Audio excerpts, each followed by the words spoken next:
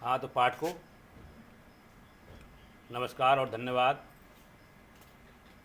हम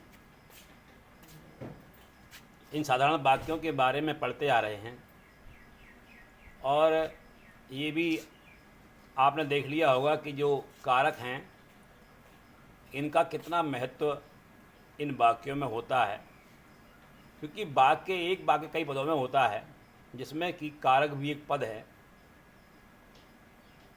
और एक पद क्या, जो पद हैं वो सारे कारकों से निकलते हैं।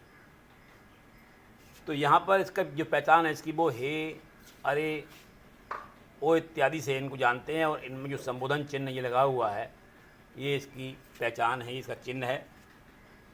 संबोधन कारक वे शब्द होते हैं जिनसे किसी के पुकारने का बोध होता है या जो पुकारने का बोध कराते हैं। जैसे कि ये गोपाल तुम यहाँ आओ। अब यहाँ पर ये गोपाल जो शब्द है ये संबोधन हो रहा है, या एक गोपाल को कोई आवाज़ दे रहा है, कहता है कि तुम यहाँ आओ, तो इसलिए गोपाल के साथ में संबोधन चिन्ह का प्रयोग किया गया है।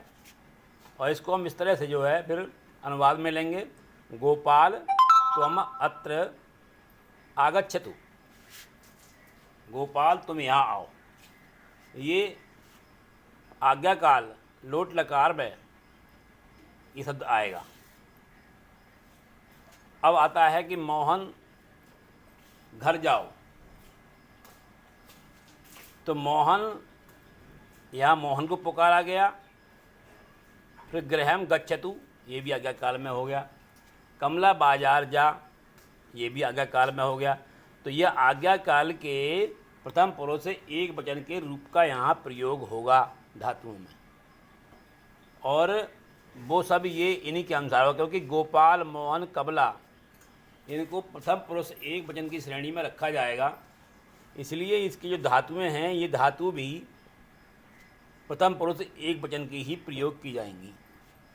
अब देखिए, मैंने पुनरावृत्ति के लिए कुछ वाक्य ये लिखे हैं और आप इन वाक्यों को नोट कर लें और इनके बारे में समझ लें। मैंने यह संकेत भी दिया है कि कौन से में किसको दिखाया गया है, उसको मैंने जो है रेखांकित भी किया है। वह बाजार जाता है, इसमें कर्ता को दर्शाया गया है वह। ये वह कौन सा है, ये जाता है, इसलिए ये पुल्लिंग का है और ये प्रथम पुरुष एक वचन है, तो साह का प्रयोग यहाँ पर होगा। सा हाटम गच्छति, गच्छति जो होगा वो सा के अनुसार, यानी प्रथम पुरुष एक वचन के अनुसार जो गच्छ का धातु का जो रूप है वो गच्छति बनेगा, तो यहाँ गच्छति प्रयोग किया जाएगा। सा हाटम गच्छति। उसी के प्रकार से कर्म को दर्शाया गया है यहाँ पे। कमला पुस्तक पढ़ती है, कमला पुस्तक को पढ़ती है, तो यहाँ भी कर्ता कमला है, परंतु मैं कर्म को यहाँ लिया है हमने, तो कर्म पुस्तक है यहाँ पर, तो पुस्तकम पठती। इसी प्रकार फिर आता है करण। करण में क्या है, करण जो होता है वो से के होने का बोध कराता है। और से कौन सा, जो कि किसी के साथ वाला से है, किसी का संबंध है उससे, साथ से द्वारा है ये। तो बालक गेंद के द्वारा खेलता है, गेंद से खेलता है, गेंद के साथ खेलता है, तो बालकः कंदुकेन क्रीडति। अब आता है आपका संप्रदान। संप्रदान में क्या है, किसी के निमित्त किसी को कुछ देना या कोई कार्य करना। तो संप्रदान माँ पुत्र को भोजन देती है। तो यहाँ पर देखिए, जो पुत्र को यानी पुत्र के लिए भोजन देती है, तो यहाँ पर पुत्र का जो रूप आ जाएगा वो कौन सी संप्रदान कारक में कौन सी विभक्ति आएगी, चतुर्थी विभक्ति, और इसमें पुत्र के लिए आएगा पुत्राय। माता पुत्राय भोजनम यच्छति, माता पुत्र को भोजन देती है। अब अपादान कारक आता है। अपादान कारक का है कौन सी विभक्ति का है, पंचमी विभक्ति का। मैं विद्यालय से आता हूँ, देखो यहाँ भी से का प्रयोग है। अपादान मतलब ये है कि कर्ता का कर्म से अलग होना। तो यहाँ पर कर्ता कौन है, मैं, और विद्यालय, विद्यालय कर्म से यहाँ ये अलग हो रहा है से। तो यहाँ पर विद्यालय का जो इसका रूप जो आएगा विद्यालय का, वो आएगा एक वचन का बालक के अनुसार विद्यालयात, अहम विद्यालयात आगच्छामि। अब आगच्छामि जो है वो यहाँ पर, क्योंकि अहम जो है वो उत्तम पुरुष एक वचन का है, इसलिए यहाँ पर जो है आगच्छ का जो रूप है वो आगच्छामि होगा। जैसे कि पठामि, ऐसे इसी प्रकार आगच्छामि। अब आता है संबंध। संबंध इसमें क्या है, ये काकी के रारीरे का, जैसे कि यह राम का धनुष है, तो यह धनुष क्या है, धनुष जो है वो नपुंसकलिंग में आएगा, तो इसके लिए यह का प्रयोग हुआ एतत्।